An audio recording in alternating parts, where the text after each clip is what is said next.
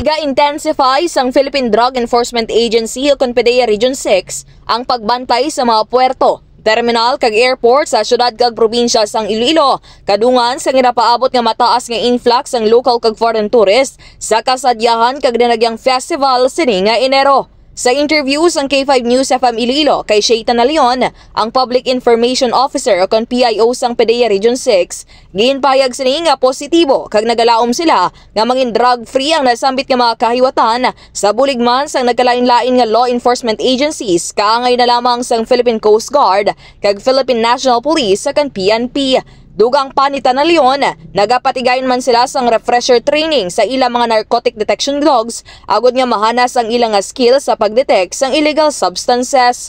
Samtang, may kabugusan nga siyam tanan ka K9 units ang PDEA 6 nga nakadeploy sa nagkalain-lain nga probinsya sa Western Visayas. In interdiction teams, however, of course, gina-anticipate naton ang influx sa aton nga mga local and foreign tourists.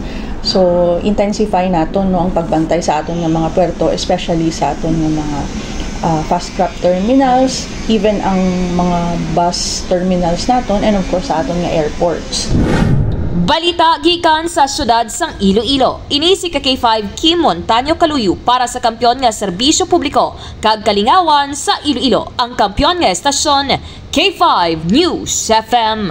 Ang ining balita ang ginadulong sa inyo sang DTX Coffee Mix. Himo sa natural nga sangkap pareho sang amarkuso, chia seeds, sugared cane extract powder. DTX Coffee Mix. Nakakapi ka na, naka-detox ka pa. DTX Coffee Mix. Mabakal sa mga butika.